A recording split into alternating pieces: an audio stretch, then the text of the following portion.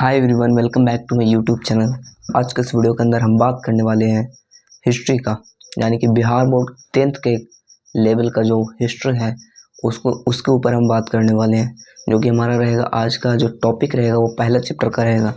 पहला चैप्टर में 5 ऐसे मोस्ट इम्पोर्टेंट क्वेश्चंस जिसको याद करना आपके लिए बेहद ज़रूरी है।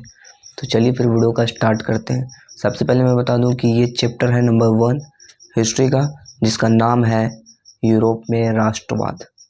ठीक है, तो चलिए फिर वीडियो को स्टार्ट करते हैं। और बहुत दिनों से वीडियोस नहीं आ रही थी, लगभग 2 महीने से वीडियोस नहीं आ रही थी। इसका कारण था कुछ पर्सनल रीज़न की वजह से, कुछ घर में प्रॉब्लम्स की वजह से। तो पहला नंबर क्वेश्चन है जो कि बहुत बहुत इंपॉर्टेंट क्वेश्चन है। और ये क्वेश्चन जो पूछा गया है वो 2013 के एग्ज़ाम में, 2014 के एग्ज़ाम में, 2019 के एग्ज़ाम में, 2020 और 2022 के एग्ज़ाम में।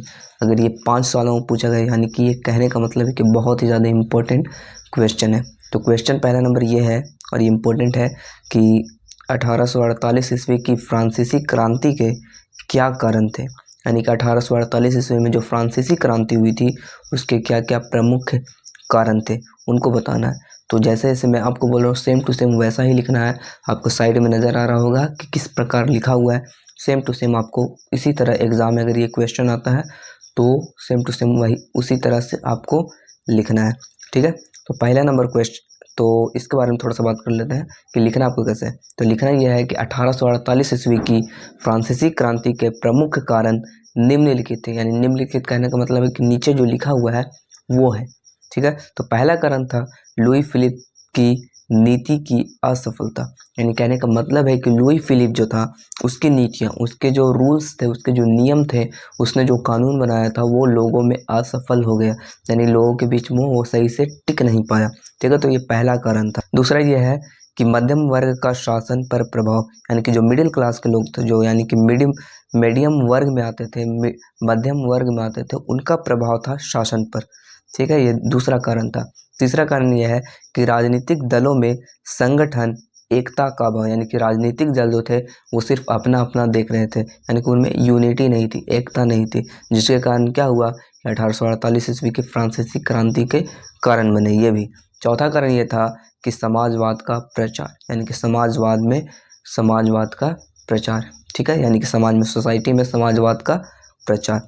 और इसके अलावा और आप ये भी लिख सकते हैं कि इस क्रांति का सबसे महत्वपूर्ण कारण लुई फिलिप्स की नीति एवं जनता उस जो थी वो उसके प्रति असंतोष थी, यानी उससे खुश नहीं थी। लुई फिलिप्स जो था उससे जनता जो थी और उसकी नीतियों से जो थी वो जनता खुश नहीं थी, इसलिए क्या किया, उसके ऊपर भड़के और वह जनता की तत्कालीन समस्याओं को सही ढंग से सुलझा नहीं पाया, जिसके कारण यह क्रांति हुई। यानी जनता के बातों को, जनता के समस्याओं को, जनता के जो कामकाज होते हैं वो सही ढंग से नहीं कर पाया, जिसके कारण क्या हुआ कि 1848 ईस्वी की फ्रांस की क्रांति ही। ठीक है, ये समझ में आया। ये बहुत इंपॉर्टेंट क्वेश्चन है, तो इसको याद कर लेना और अच्छा से लिख करके आना अगर एग्ज़ाम में आएगा तब। ठीक है, अब बात करते हैं क्वेश्चन नंबर 2 के बारे में, यानी कि जो इम्पोर्टेंट क्वेश्चन है। और ये हमें मिलता है चैप्टर के जो हेडिंग होता है ना, लाइन, यानी मेन लाइन, उसी से मिलता है। तो वो लाइन ये है कि राष्ट्रवाद, यानी कि हम लोग को पढ़ना है यूरोप में राष्ट्रवाद। तो यहाँ पे क्वेश्चन बनता है कि राष्ट्रवाद आखिर होता क्या है। तो दूसरा नंबर हमारा क्वेश्चन यही है कि राष्ट्रवाद क्या है। और यह जो क्वेश्चन है वो पहले भी पूछा गया, लेकिन फिलहाल में पूछा गया है 2022 में। ठीक है, तो चलिए इसका थोड़ा सा एक ओवरव्यू देखते हैं। तो उत्तर में ये लिखेंगे हम कि राष्ट्रवाद एक ऐसी भावना होती है, एक ऐसी फीलिंग होती है जिसमें लोग अपने देश के प्रति प्रेम, प्यार की भावना या फिर लगाव रखते हैं। ठीक है, जैसे मान के चलो कि अगर हम किसी स्टेडियम में बैठे हुए हैं और भारत और पाकिस्तान का क्रिकेट मैच हो रहा, अगर हम इंडिया से हैं तो हम अपने लोगों को सपोर्ट करेंगे, यानी कि इंडिया जीतना चाहिए।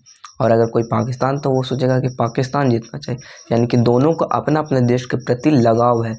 और यही लगाव जब बहुत बड़े लेवल पे अपने भौगोलिक क्षेत्र से, भाषा से या फिर वहाँ के लोगों से हो जाता है, या अपने देश की भौगोलिक स्थिति से हो जाता है, तो इसे ही हम राष्ट्रवाद कहते हैं। यानी कि आप सिंपल में लिख सकते हो कि राष्ट्रवाद एक ऐसी भावना है जिसके प्रति हम ये डिसाइड करते हैं कि हमें देश से कितना प्रेम है, हमें देश की प्रेम की भावना जगती है और लगाव हमारे देश से रहता है। ठीक है। अगर हम कहीं अगर अमेरिका में जाते हैं तो वहाँ भी हम बोलते हैं कि हम इंडियंस हैं, हम भारतवासी हैं। समझ में? यही हमारा प्यार हमें राष्ट्रवादी बनाता है। जैसे महात्मा गांधी हो गए, सुभाष चंद्र बोस हो गए, या फिर हम भी कभी ऐसा हुआ तो हम भी हो सकते हैं कि हमें हमारे अंदर राष्ट्रवाद की भावना होनी चाहिए, और है। ठीक है, चलो आगे।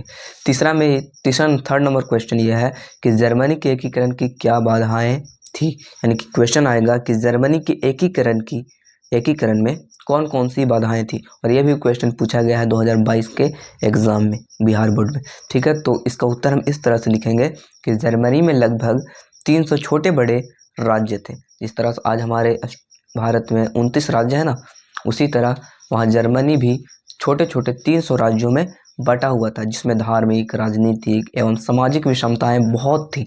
यानी कि कोई भाषा के आधार पर लड़ रहा, कोई जाति के आधार पर लड़ रहा, कोई राजनीतिक पार्टी कर रहा अपना, तो ये सारी चीज़ें उसमें थी, यानी विषमताएं मौजूद थी। यानी कहने का मतलब है कि जर्मनी में राष्ट्रवाद की भावना का अभाव था, यानी कि उसमें कमी थी। ठीक है ना, जिसके कारण क्या हुआ कि जर्मनी का एकीकरण नहीं हो पा रहा। आप लिख सकते हो कि मौजूद थी, यानी जर्मनी में राष्ट्रवाद की भावना की कमी थी, जो जर्मनी के एकीकरण की सबसे बड़ी बाधा थी। अगर ऑब्जेक्टिव आता है कि जर्मनी की सबसे बड़ी बाधा क्या थी, तो हम लिख सकते हैं कि जर्मनी जो है वो 300 छोटे छोटे राज्यों में बटा हुआ था, एवं वहाँ विषमताएं बहुत अधिक थी, और कहीं भी राष्ट्रवाद की भावना नहीं थी। ठीक है, ये हमारा थर्ड नंबर क्वेश्चन हो गया। अब फोर्थ नंबर क्वेश्चन में है कि बिस्मार्क कौन था, यानी कि बिस्मार्क के बारे में बताना है। तो हम आंसर में इस तरह लिखेंगे कि बिस्मार्क प्रशा का चांसलर था। ठीक है, चांसलर बोला जाता है आज के ज़माने में प्रधानमंत्री को। ठीक है ना, तो हम लिख सकते हैं कि बिस्मार्क प्रशा का चांसलर था, जिसने ऑस्ट्रिया के साथ मिलकर, ऑस्ट्रेलिया नहीं बोल रहा हूँ, ऑस्ट्रिया के साथ मिलकर 1864 ईस्वी में डेनमार्क पर हमला किया था, यानी कि आक्रमण किया था, और जिसके नेतृत्व में ही जर्मनी का एकीकरण पूरा हुआ।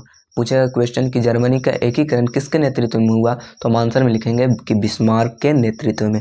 तो यहाँ से समझ में आया कि बिस्मार्क कौन था। बिस्मार्क वो इंसान था जिसने 1864 ईस्वी में डेनमार्क पर हमला किया, यानी कि आक्रमण किया, और जर्मनी के एकीकरण में इसका नेतृत्व था, और बोल सकते हैं कि बिस्मार्क प्रशा का चांसलर भी था। तो ये हमारा था फोर्थ नंबर क्वेश्चन। अब आते हैं फिफ्थ नंबर क्वेश्चन पे। तो अगला क्वेश्चन सबसे हल्का है, और ये कभी कभार पूछता भी है, याद भी कर सकते हो इसे। ये इंपॉर्टेंट नहीं है, लेकिन याद कर लो कि मेटरनिक युग क्या है। तो हम आंसर में इस तरह से लिखेंगे कि 1815 ईस्वी से, यानी कि नेपोलियन के बाद 1815 ईस्वी से 1848 ईस्वी तक के काल को यूरोप में मेटरनिक युग के नाम से जाना जाता है। यानी कि हम लिख सकते हैं कि यूरोप में मेटरनिक युग का जो काल था वो 1815 ईस्वी से लेकर 1848 ईस्वी तक माना जाता है, और इसे ही हम मेटरनिक युग कहते हैं। तो ये थे वो 5 मोस्ट इम्पोर्टेंट क्वेश्चन जो मुझे लगता है कि इस चैप्टर से आपको याद करने चाहिए। और भी बहुत सारे हैं, लेकिन आपको ये मोस्ट इम्पोर्टेंट क्वेश्चन है जो मैंने इस वीडियो में कवर किए। अगर वीडियो अच्छा लगा हो तो वीडियो को लाइक करना, और आज के बाद जो हमारा वीडियो का सिलसिला होगा वो रेगुलर रहेगा, यानी कि कंटिन्यू रहेगा। तो जल्दी जल्दी हम वीडियो को अपलोड करेंगे, और आपको हम अगले 2 महीना में अच्छे रिजल्ट देकर दिखाएंगे। Thank you so much. फिर मिलते हैं नेक्स्ट वीडियो में, तब तक के लिए जय हिंद।